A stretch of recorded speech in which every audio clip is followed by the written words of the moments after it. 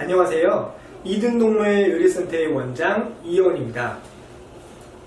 이든동물의료센터 건강백서를 시작한 이후 궁금한 부분에 대해서 문의도 주시고 또 이런저런 주제를 다뤄줬으면 좋겠다고 직접 연락해 오신 분들도 계셨는데요. 이번 시간에는 그렇게 말씀해 주신 주제들 중에서 여러분들이 궁금해하셨던 아이들이 발을 핥는 이유에 대해서 알아볼 수 있도록 하겠습니다. 아이들이 발을 핥는다는 것은 곧 발이 가렵다는 것을 의미하는데요. 하지만 많은 보호자분들께서 발을 핥는 원인에 대해 혼자 있기 때문에 심심해서라거나 어렸을 때부터의 습관과 같은 단순한 행동학적인 문제로 생각하시는 경우가 대부분입니다. 하지만 여기서 기억해야 할 중요한 사항은 다음에 말씀드리게 될 병적인 원인이 배제되었을 때 행동학적인 문제로 판단할 수 있으며 그 전에는 병적인 원인에 대해서 우선적으로 고려를 해봐야 한다는 사실입니다. 첫 번째는 알러지 원인으로 우리가 익히 알고 있는 아토피, 음식 알러지, 접촉성 피부염이 있습니다. 두 번째는 가장 일반적인 감염성 원인으로 효모균, 세균 및 모낭충과 같은 외부 기생충 등이 있습니다. 세 번째는 행동학적인 원인으로 무료함, 스트레스의 표출 및 강박적인 행동을 들 수 있습니다. 위의 원인을 알고 있다면 정확한 진단을 위해서는 발만 봐서는 안 되는데요.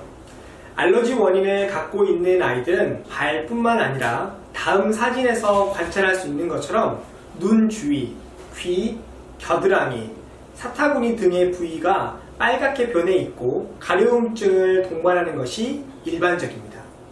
알러지가 의심되는 아이들은 발 쪽에 말라세지아 혹은 세균 등의 감염이 흔합니다.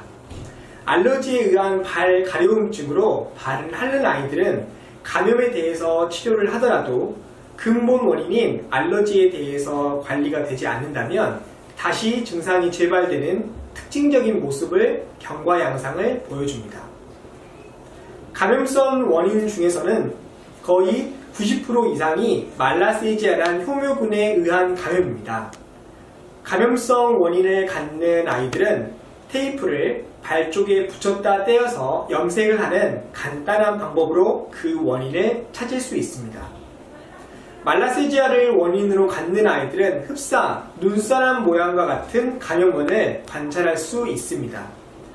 보통은 1000배를 확대해서 관찰하기 때문에 말라세지아가 몇 개밖에 보이지 않더라도 전체 발에서 수많은 말라세지아가 있으며 발 가려움증으로 발을 핥는 원인이라고 진단할 수 있습니다. 다른 감염성 원인인 모낭충의 경우에는 육안적으로 관찰할 때 발가락 쪽뿐만 아니라 발등까지 검게 병변이 있는 경우가 일반적입니다. 이 경우 테이프 검사만으로 진단이 되지 않을 수 있고 털을 뽑아서 관찰하는 모낭 검사 혹은 피부를 긁어서 관찰하는 소파 검사를 시행해야 할 수 있습니다.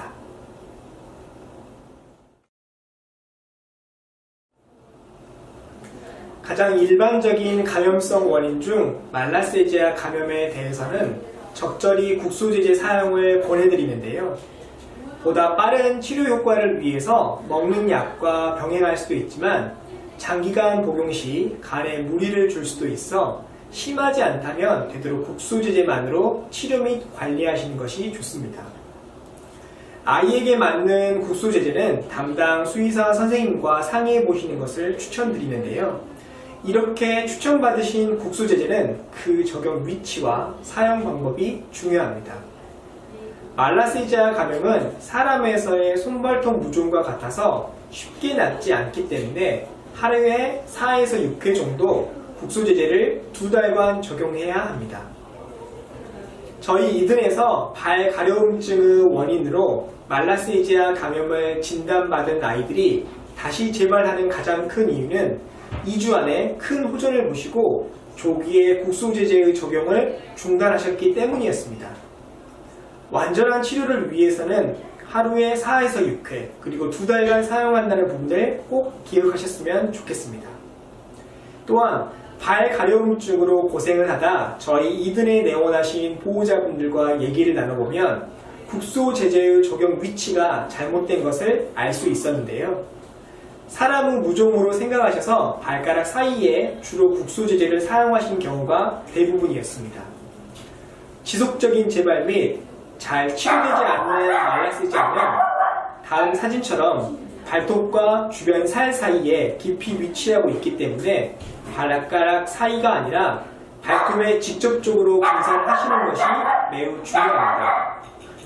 이렇게 말라세지아 감염에 대해서 치료를 잘 했는데도, 그래서 감염원이 없는데도 가려움증이 있다면 그때는 앞서 말씀드린 것처럼 알러지 질환에 대한 관리를 하셔야 합니다. 혹시나 우리 아이들이 발을 지속적으로 앓는다면 말씀드린 3가지 원인을 떠올리시고 알러지 및 감염성 원인에 대해서 고려하셔야 하는데요.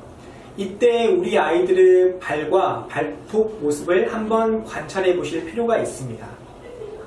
정상의 경우라면 발톱 주위의 살이 염증 때문에 빨갛게 변해 있지 않지만, 감염이 있는 경우에는 발톱 주변이 빨갛게 변해 있고 발톱과 주변 살의 틈이 깊게 변해 있는 것을 확인할 수 있습니다. 즉, 발톱과 살 사이에 깊은 부분에 감염이 있다고 추정할 수 있고, 이 경우 바로 동물병원에 내원하셔서 구체적으로 어떠한 감염원이 있는지 검사 받으시는 것을 추천드립니다. 진단을 받으신 이유라면 발 및 발톱 쪽에 대한 국소 제재가 보다 효과적으로 적용할 수 있도록 치료를 하는 중에 발 쪽을 제모해주는 소위 말하는 닭발 미용을 하시는 것이 좋은데요. 발 가려움증을 단순 행동학적인 문제로 생각하여 적절한 진단과 치료가 되지 않는 경우에는 치료가 힘든 발 피부염으로 발전하여 평생 가려움증 때문에 힘들어할 수 있다는 사실을 반드시 기억해야 합니다. 알러지 원인에 대해서는 2차적인 감염과 더불어 알러지 질환에 대한 관리가 필수적으로 나중에 피부 쪽 이상에 대해서 말씀드리면서 알러지 질환에 대해서 다룰 수 있도록 하겠습니다.